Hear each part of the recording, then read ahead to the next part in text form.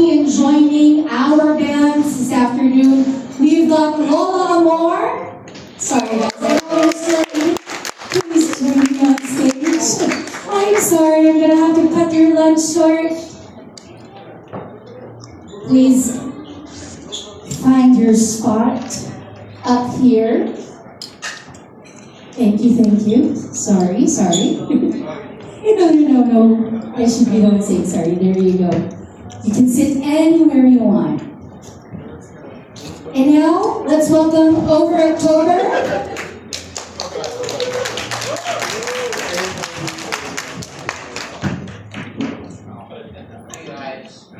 Son. Is that everybody? And then, in just a minute, Diego from Shirebound will be joining us. So for now, we will be talking to Lola Amor and Over. How are you guys? Aside from the fact that your lunch is scheduled again, don't worry, the food is just waiting for you right there. But before we start, we'd love for you to introduce yourselves first, and then just maybe say something to our friends from the media. There's one microphone here and one microphone over there. Let's just make sure that the mics are working. Yes? All good? Sure, yeah. Alright. Hey guys, I'm Pio. I'm the vocalist for Lola Amor. I am Manu, the bassist for Lola Amor. David, I play keys for Lola. Rafi, the drummer of Lola. I'm Jeff, the saxophonist of Lola. I'm Angelo, I play trumpet for Lola. Jorik, the middle of Lola or October. Hello, I'm Todd. Hello, I'm Vanessa, fan of Lola. Love that. Lua, guitarist of Over October. Josh, I sing for Over October. Fantastic. Thank you very much. Okay, now at this point, we're gonna go straight to it. I know you guys have loads of questions about orchestra, your music, plans moving forward, etc. So let's open the floor for questions from our friends from the media. If you have a question, all you gotta do is raise your hand and a mic will magically appear somewhere. I hope. Let's see, who would like to start off? Anybody? You're all still warming up. Yes, over there. Just wait for your mic. It's gonna be there in just a bit. While we're waiting for that, how do you guys feel about this this coming event on August 8th? I gather some sections are already sold out. Do you guys know that? Yeah, some sections are already sold out. We'll let you guys know what sections are already sold out. But how do you guys feel about this coming event? And what preparations are you currently doing for that? We're pretty fantastic. It's actually our first time that we're doing something like this, for Over October. So we're really excited for this kind of collaboration that's going to be happening.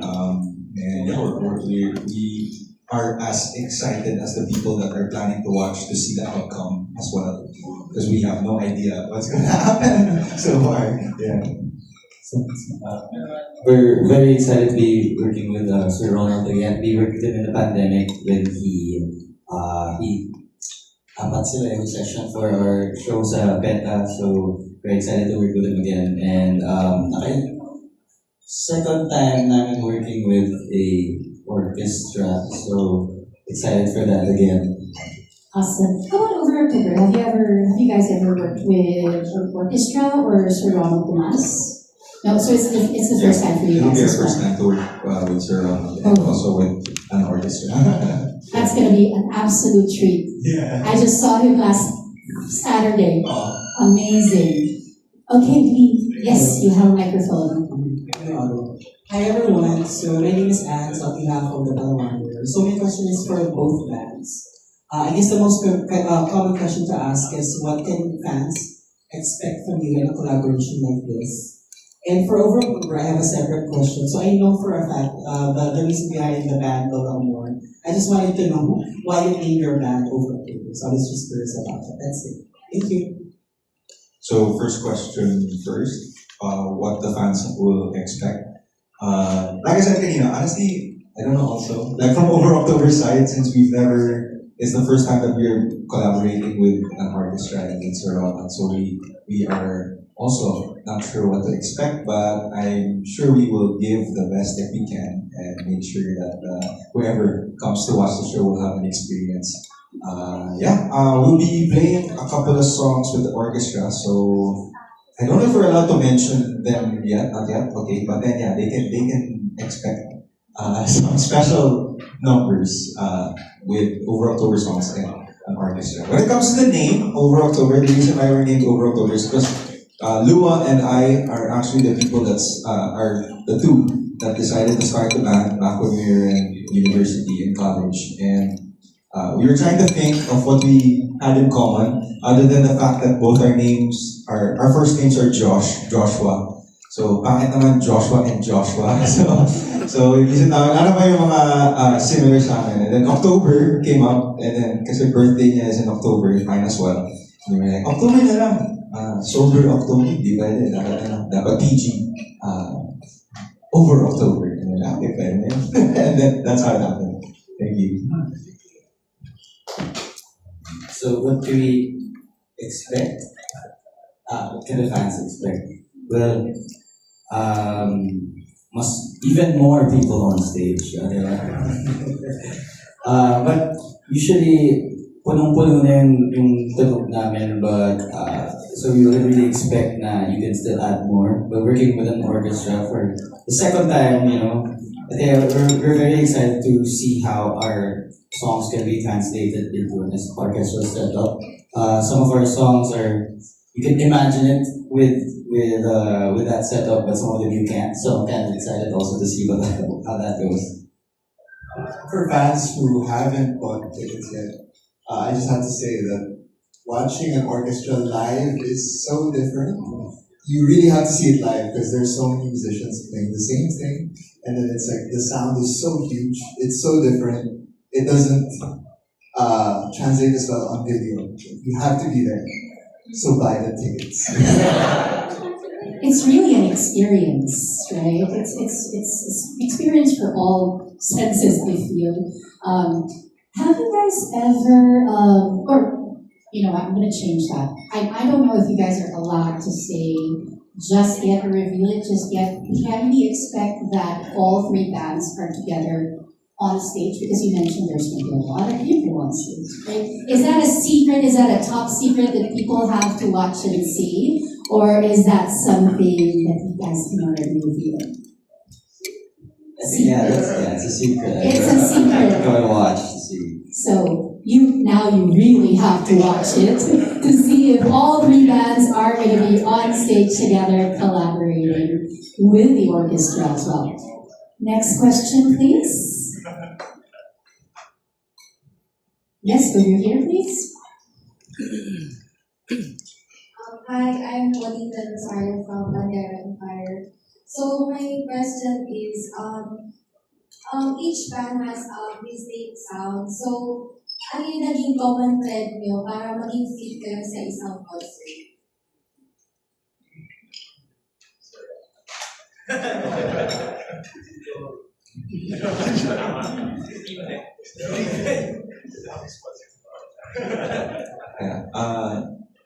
So the question is, we all have distinct sounds. So how does it happen na kami are in the same show? Parang ganun ba? Or Bali parang, kasi diba parang may iba-iba kayong parang taste ng music, Yeah. gano'n. So, ano yung parang naging common nyo para mapagsama kayo sa isang concert?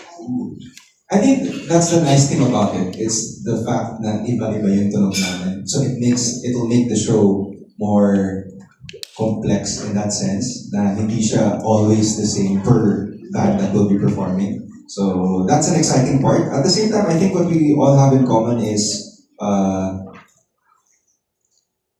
Oh, dude. Pinoy naman, Pinoy. I think yung fan base and community have been performing alongside each other for a long time already. Ilang years? Kami magta 12 years na. 12 years, 10 years. Wala pa kaming degree, magkasabay na kami. But yeah, I think what Peter said is correct. It's the fans then. So we also share fans within our fan groups. So I think that's also something that's common for a lot of us. Even with Dragon, yeah. So, yeah. Last question. Sa mga achievements nyo, may parang dream venue pa ba kayo or dream concert na gusto nyo ma-achieve?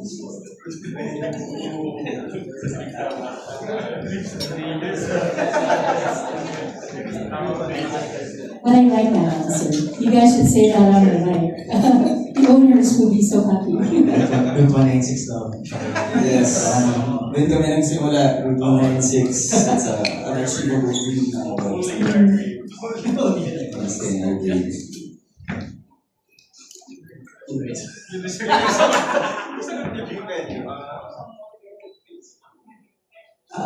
I guess,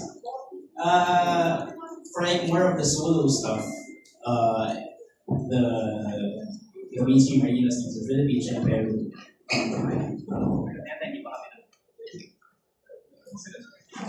Wow. may RF structure. And then, you've never had a concert in the bigger arenas dito, so hopefully, one of these days, like a solo concert. Like we played in the bigger venues na, pero like always for like a separate event or like a music fest, which are also fun. Pero iba yung feeling of having that whole place to yourself. Alam na yung fans, pinunta lang kayo doon. Kayo lang yung pinunta doon. And then 2 to 3 hours straight, tutugtog kayo in front of that venue of those like Mambo Arena, Araneta Coliseum, Philippine Arena, etc.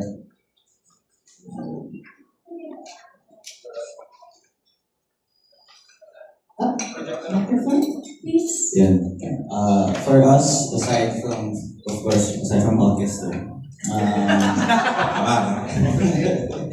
we do want to participate in the international festivals around the region, including mga Summer Sonic, mga Fuji Rock, just to be able to bring yung Filipino culture, yung OPM, to expose it to other audiences, because we believe that it deserves more recognition and it can compete with the other styles of the region. And I think there's a great market for it, especially in Asia.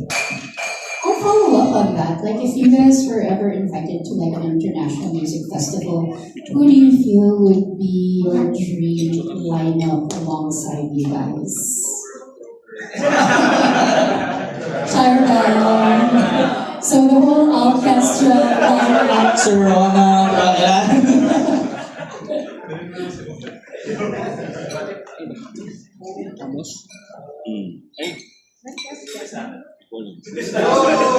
Lewis Hamilton.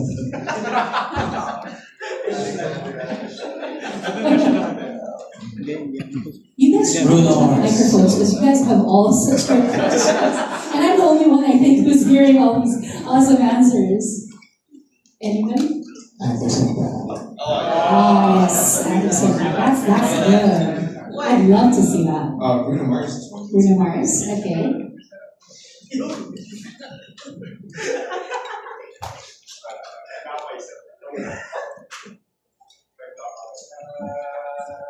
Are you ready?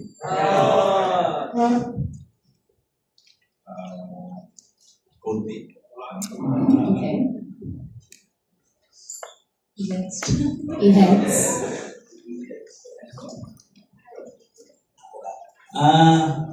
Sino ba? Ikaw na? Ako si Tom Nish. Parcels. Yes. Sam Smith.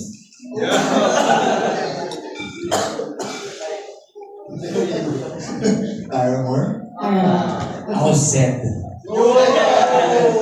Okay. So GLN, did you take note of all of that so that that can be the next Ben of GNN. I think Shirebound is here, right? Yes, hi, come on over. Michael Jackson. Please join us.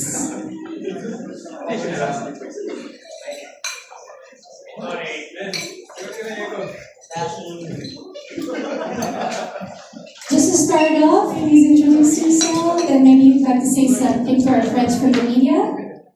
Oh, sorry. It's okay. Thank you. And maybe you want to answer that last question. The last question was if you guys were going to be part of like an international music festival, what would be your dream lineup? What would be like? Just give us one artist, one international artist you'd love to play alongside you. Wala ako. Nice. Awesome. Okay, next question, please. Over here, and then we'll go over there. Oh, the mic was closer there. We'll have you next. Hi, I'm Melanie from Manila Country Countries. For Lola Amor, I saw the post of F1SG kanina. Congratulations for magpe-perform na kayo sa F1. Yeah. Question, how was the feeling nung na-receive nyo na makakapag-perform kayo sa F1, yung concert ng sa F1SG, and kung pagbibigyan kayo ng pagkakataon ma-meet isang F1 driver, sino at bakit? Kasi F1 fan ako. Sorry. Alexander Hamilton. Yes, syempre nung una namin na-receive yung news, sabi namin, sana matuloy, di ba? Kasi di lang naman siya overnight nangyayari yung pag-book na yun. Ilang months rin namin siyang inaantay kung matutuloy. And it's big news. It was hard to keep it to ourselves as well. Ilang beses na namin pinigil yung sarili namin sabihin sa mga magulang namin, sa mga kaibigan namin, because this is exciting news. And it is, it's big for us, but it's also big for the entire OPM. Siyempre, Philippines, representing the country in such a prestigious stage is not something that everyone can say they've done. And as much as it makes us proud, there's also pressure on us to deliver a good show and represent us correctly and accurately and perform at our best. So, we're proud to be there. And we're proud of OPM and wish us luck. Any F1 racer that you are excited to? Because we've got an F1 fan over there. Si Lewis Hamilton tsaka si Valtteri Bottas. We are. Alright. Is that your last question? Yes. We'll have ma'am over here and then over at the table over there. Over here first, yes? And then we'll have this table next. Lian po from Hataw. Ask ko lang po if ano po yung song na kahit sa ang concert po, parang hindi po pwede mawala sa setlist niyo po. Raining in Manila. Yeah, parang mandatory na yun sa setlist namin. We can't really take it out. Na-accept na namin na buong buhay po namin yung itutugtog. Hindi lang sa mga concert namin, pati na po sa mga Christmas party kasama ang mga kamag-anak, at iba pa. Tsaka lahat ng mga kasal ng mga kaibigan namin. How about for over October? Kami, ikot for the same reason. We've accepted na hindi namin siya matatanggal or else walang manonood sa amin.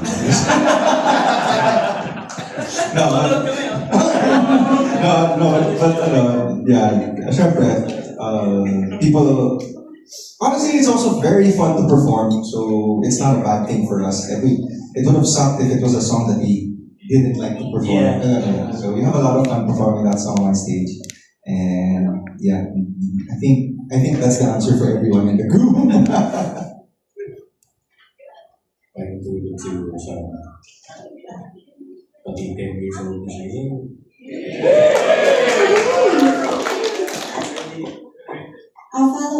question din po.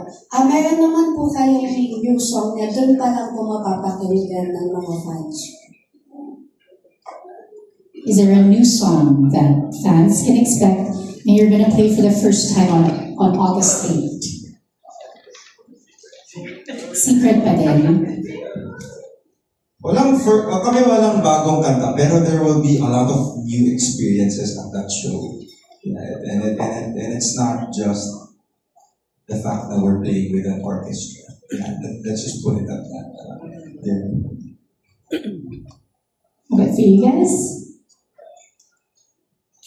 Yeah, same for us. We don't plan to debut a new song there or anything, but imagine they're having orchestra will breathe new life into current songs.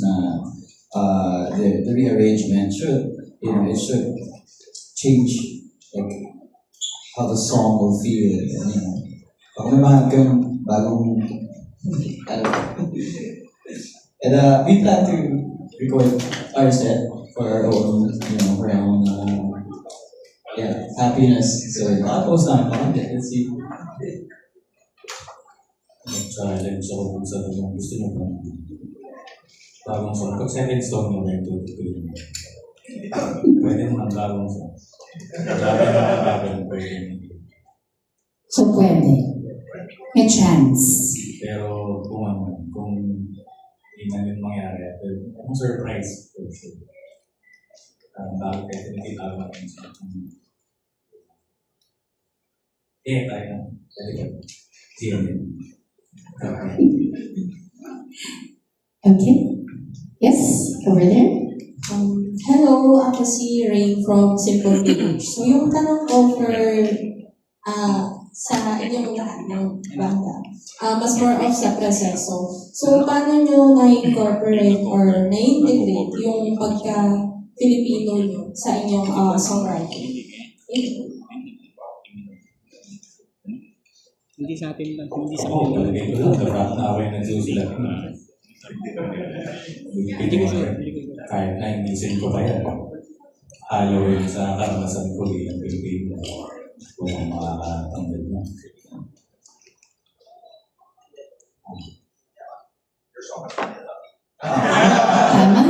Tama. Crazy. Filipino na sa piningin pa nila.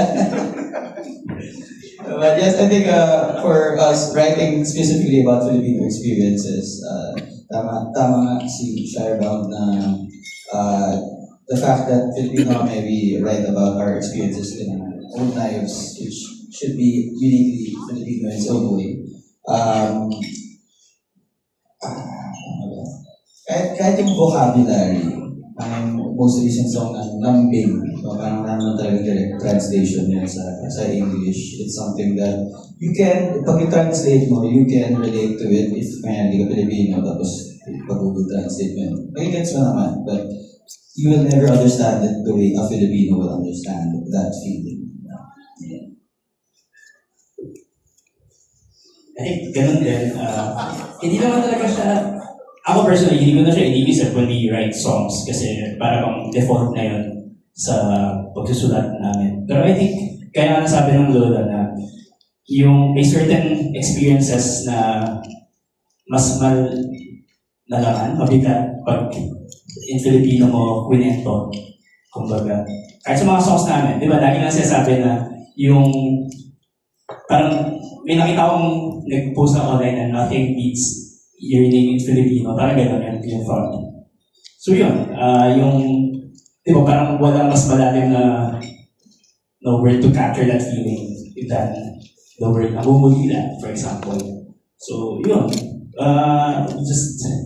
para sa atin kasi normal na natin ginagamit in conversations, and then nag-reflect yun sa songwriting namin kasi yun yung sanay kami gamitin in our everyday lives. So yeah. Question over here, please. Yes. Lang sa take it even further. Diba parang sinasabi na sa simula, mga Pilipino nga lang yung makakaintindi. Pero tingin ko nasa punto na rin tayo na pwede na natin imbigahan yung mga banyaga na intindihin yung wika natin, yung mga terms na atin lang. Diba? Yung mga Koreano, mga Japanese, mga Spanish-speaking artists, ginagawa na nila yun. So tingin ko, sobrang hirap na para pati tayo mag-enter yung mga salitang atin lang na hindi na tayo hihirap ng salita para mag-salin. Beautiful. Hi, I'm Lorna from the Love Citizen. So my question is, do you have any songs na you thought at first it wouldn't work in this format, and then it became your favorite when you have heard it with the orchestral arrangement?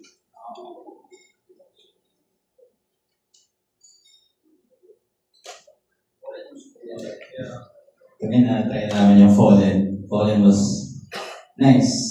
Especially because sometimes it's a song that you've been performing for years already, and yung mga tipong songs na hindi nyo pwede tanggalin sa set nyo. And when I said that the new arrangement will breathe new life into the songs, it's not just true for the audiences but also for the artists as well. Nakakainggan nyo rin siya to perform. Sad to say yun once, diba? But yeah, hearing it in a different context will bring out different emotions as well, you know, to the level that you can articulate that in your head. But yeah. He agrees. How about for Over October and Sharpa? I think we can't answer that because we haven't been able to arrange yet our songs. So we'll be able to better share about. I'm just personally stoked to explore what music is. Or maybe to twist that question for Over October and Shiraban, which song are you excited to hear with the orchestra? Baka mawala po yung surprise. Surprise for them.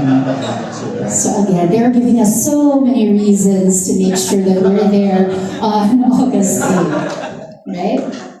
Great strategy, guys. I love that.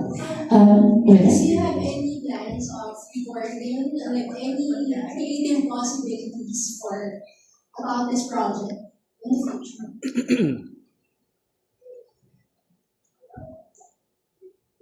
Maybe we're planning to have ours recorded on video and audio and see what we can do with that. But we don't want to lock anything and tell you guys, oh, for sure this is going to happen. We're just doing this to see like what might come out of it, like if it's the right direction for us. But yeah, for sure, there's an opportunity there. How about for Over October? Since it will be our first time doing this, I think it will open our eyes to a lot of different things in terms of arrangement and all producing. So who knows, maybe the next body of work that we release may involve more strings, more elements, or from orchestra. So who knows? But yeah, we're excited to see how this will impact us creatively. Yeah. I guess yung songwriting process naman case-to-case siya. Pero kung papansinin niyo yung pagsusulat namin sa Shareground, medyo simple lang yung format. Parang kaya siya ng isang tao, pero at the same time, pwede siyang nilapat siguro sa iba-ibang mga regular. So, magandang opportunity ito. Exciting. Thank you. Hello, Ian Reta from Manila Building. So I have two questions. We'll start with the fun one. For each member of the band, can you name your favorite song from your other collaborators? So for members of Lola More, what's your favorite Over October and Sharbang song? For Over October, favorite Lola More and Sharbang, and for Sharbang, favorite Lola More and Over October song.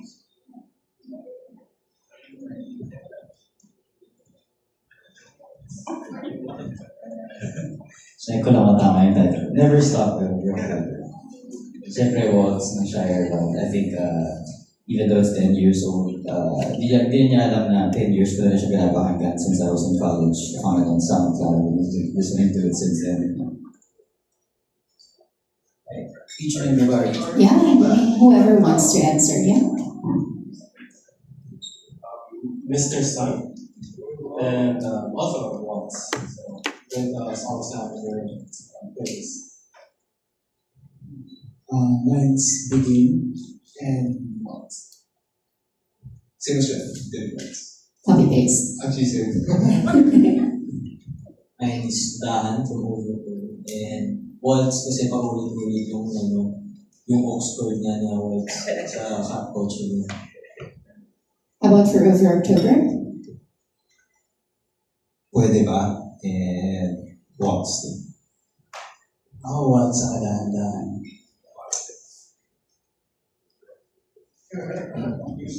He agrees. So, favorite ko yung Dahan-Dahan yun. Tapos, so yung Lloydie, favorite ko rin.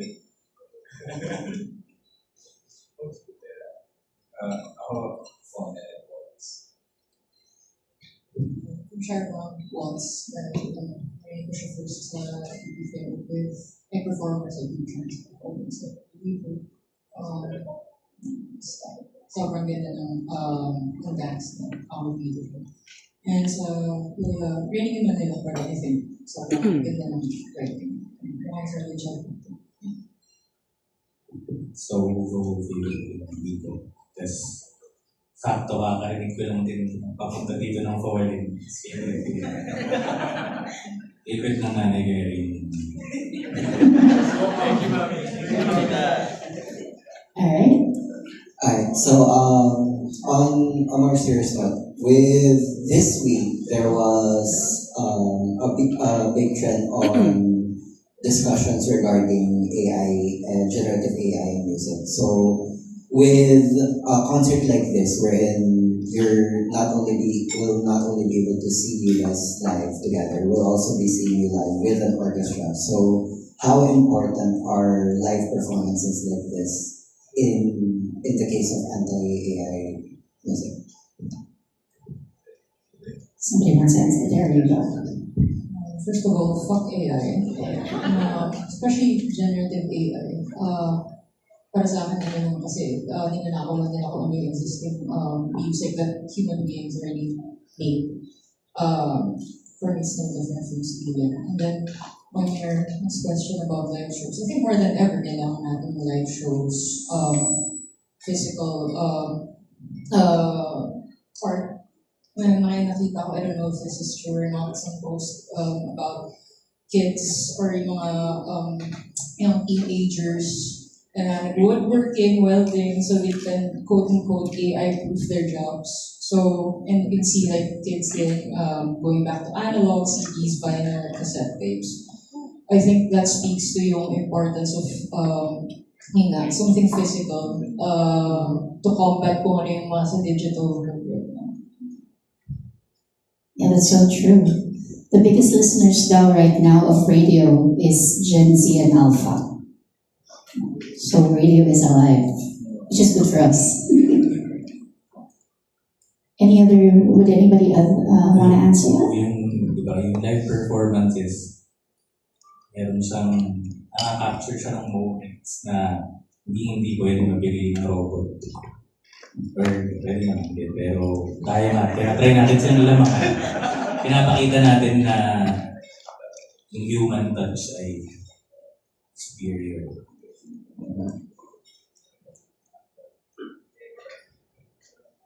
Does anybody else want to address that? Ngayon naman,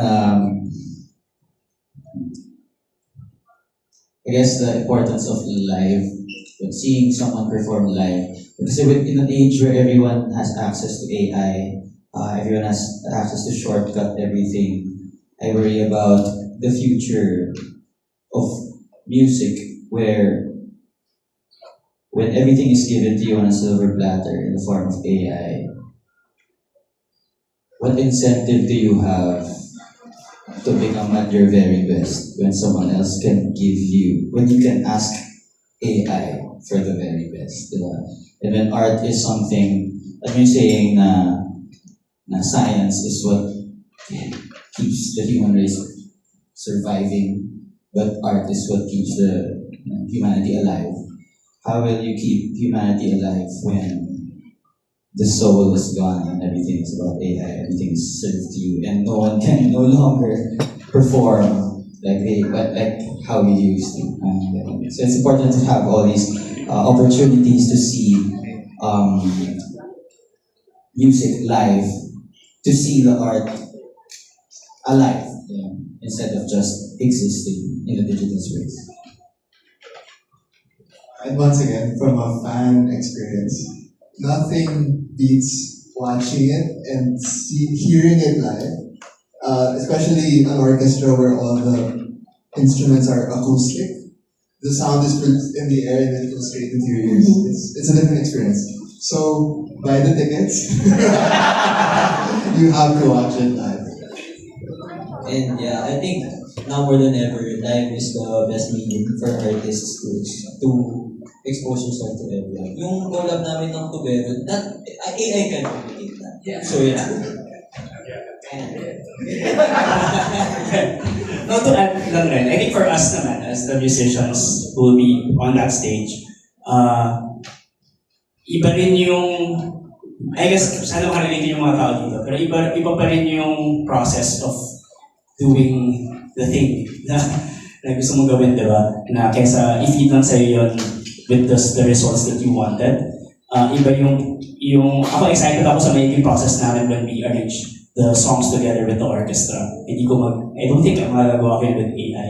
Iba yung tingin ko lang yun through a prompt, diba? Than to actually mingle with the people and talk about the arrangements. Pagpatuhan kami ng ideas and even reject some kung may mga hindi kami gusto. Kasi parang pag AI, makikinig lang sa'yo yan. Walang human interaction, walang elements, walang growth, and hindi kami gagaling sa craft namin. And I think yun yung point nung ako, at least as a musician, para saan pa kung hindi ko may experience sa sarili ko through music, and to be able to express myself through music, kailangan kong gumaling sa craft ko. So parang it goes hand in hand. Just doing quick additional. So the reason for that current variety on discussion, well, AI is still a prevailing topic, but the reason for the variety of that right now is because of an expose regarding generative song distributors that turns out to be pulling multiple songs from bands and artists all over the world. And actually, I'm doing a piece on it for local acts. And sad to say, for everyone in the lineup, there are multiple songs that were found in. We have 47 of those. Yeah, 49. 49. Okay. May dumagdag.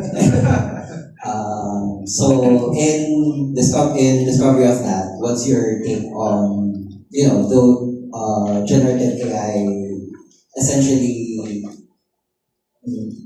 so quote unquote inspiring from your work?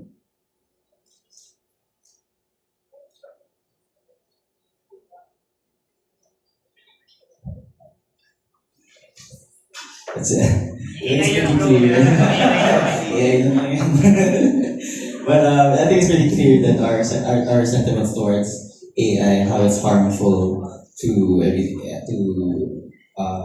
the industry. And yes, I think this does harm the industry. Sino ba in charge of these big companies whose interest at the end of the day is to turn a profit, which sisira yung art ng music.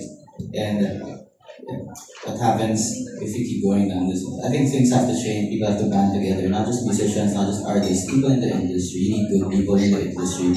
You need good people to speak up and make a change. Dito kaya ng isang pocket of the industry. I guess it's a really complex topic because I'm sure everyone here probably knows at least one person who's like, pero maganda yung AI covers Yung mga nagsasabi nila na, pero maganda yung version na to na ginagawa ng AI. And that's tough kasi you can't naman stop a person from enjoying something. You know what I mean? So I think that's the hardest part. And it goes hand in hand with what everyone here is saying, is really to educate them how it's harmful, not just in the sense that we were talking about creatively, but also for the rights of the artists, because it's basically stealing, you know what I mean, stealing the art that we've made.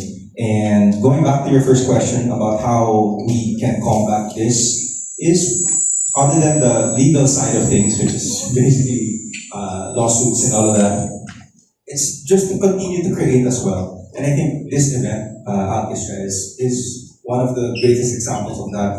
Not just because of the fact that it's a show, but also because of the fact that ang daming moving parts. There will be so many musicians, real people performing and playing on stage original music. So yeah, just doing our part in that sense to keep on releasing music is the best way that we as artists can also combat AI music. Yeah. We have time for 2 more questions. Go for it, Chris. Hello, Chris. So, yeah, last time question was on this with something else. Ano yung favorite, any favorite alternative songs with an orchestral arrangement na parang pagpupunta ng inspiration for this particular show?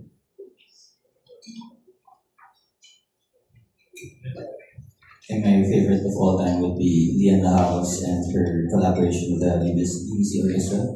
Yeah. Like, full name ba mo sinasabi ko tama ba? UBC Orchestra lang. Symphony Orchestra. Yeah. That's a full set na solo show lang siya, tapos sobrang galing. She really was able to not just highlight the orchestra or just her, but she really melded the best parts of both into one.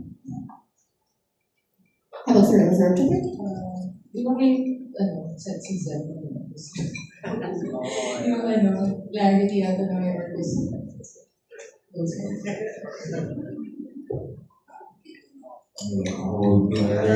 Isang gabi, nakikinig ako ng kasino. Tapos merong mga lyrics na regular doon. Siguro. Anybody else would like to add to that? Siguro sa akin, hindi siya orchestra pero yung Tiny Desk ni Matt Miller. It's pretty hard. So, an example for us would be yung Kimi no Nawa na yung soundtrack na ginawa na yung orchestra with Radiance. This album, Ray's newest album has a song with Symphony featuring Hudson and so super. Dua Lipa live with Royal Albert for very good.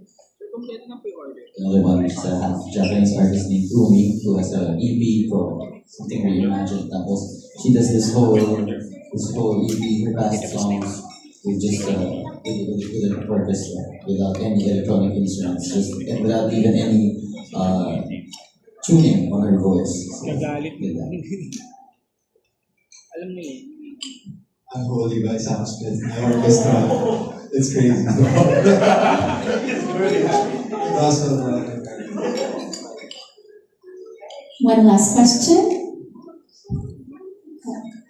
Over there. Okay. Hi, first of all, congratulations. Hello po. Yan. Congratulations po sa upcoming concert. I'm Nika Sabio from ABS-CBN Push. My question po is, what are your reaction po, especially today na mas tinatakilik ng Filipino fans yung OPM concerts, live events, kasi recently, mas marami yung nag-events dito. And since you've been in the industry for very long, what is your reaction and your your observation when it comes sa pagkilig ng fans sa music and of course your discoveries sa inyo pong mga sarili?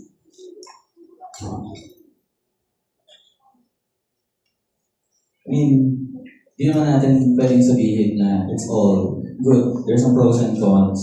It would be a disservice to pretend like as much as there are good things happening there, that there are some bad things also. Like, dati, may experience namin nung starting out, people would really show up to bars to discover artists and musicians. Now they do that on the internet. They wait for it to be fed to them. It's very seldom for me to find someone who looks for music from my circle of friends.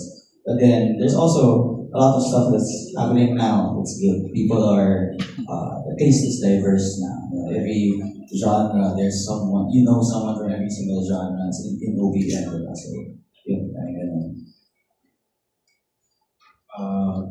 Going back to what you said about how it probably is kind of different from how it was before.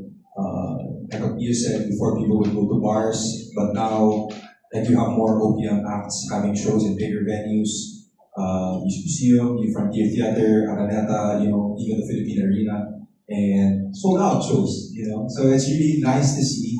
When we started out in the industry, parang a band doing that was unheard of unless you were like E-heads, you know what I mean? Like a legendary status, but now you have bands who are not yet there, but close to being there, who are able to do things like that. So it's really encouraging as people like us, like you said, we've been here for quite some time already. So to see that growth is exciting. We're also excited for all of our other friends, our younger friends who are just beginning, who are in the middle of their careers. Grabe, malayo yung mararating nila because of how OPM is right now. But like you said, there are also pros and cons to it.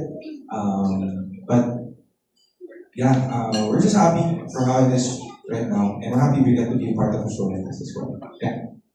So one thing I'd like to add then is may power na yung artist today. I mean, malayo pa sa gusto nating ma-achieve, diba? Pero compared to that then, the mere fact na lahat kami dito are independent artists, diba?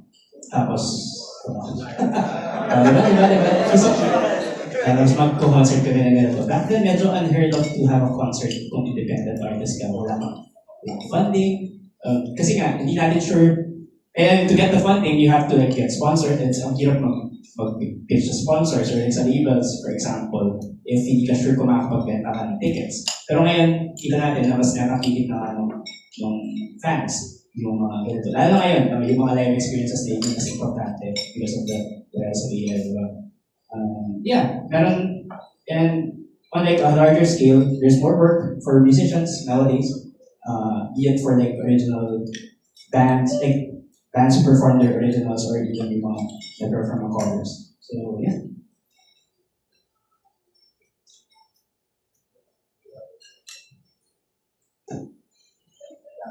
Nag-ugat yung lightsaber namin. Nag-off lang. Ayun nga, exciting naman yung growth ng live events, syempre. Tapos,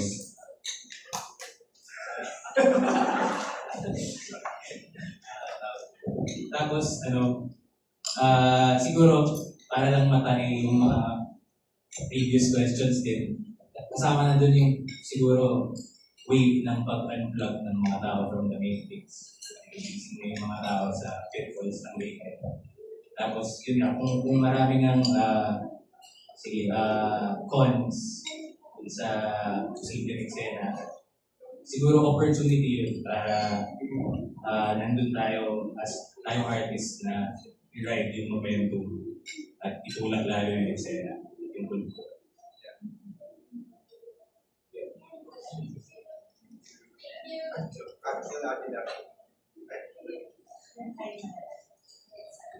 There, just to sum that up, kami, we've been here for at least, we've been making music for at least 10 years, and you can complain all you want about what's happening in the industry, but those who last are always the ones who know how to adapt. You can complain, but you have to always move forward. And there's no artist, all the ones who died out is because they didn't want to keep going. So nahirapan na sila. I think we have time for one more question over there, right? One last promise. Hello, Shania from Mozart.ph. So if this collaboration were to continue beyond Orchestra, would you be open to recording original song together? Thank you. Sorry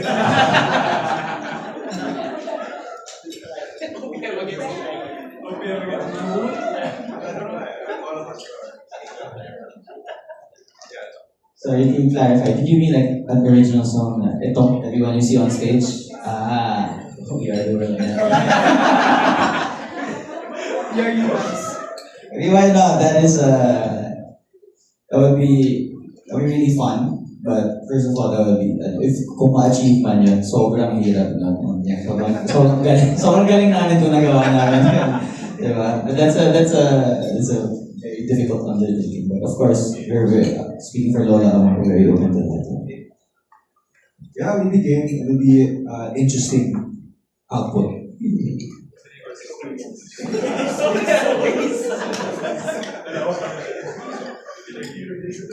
Aliens. Okay. Alright, fantastic. Alright, there we go. Okay, I'm back. Thank you very much to our friends from the media.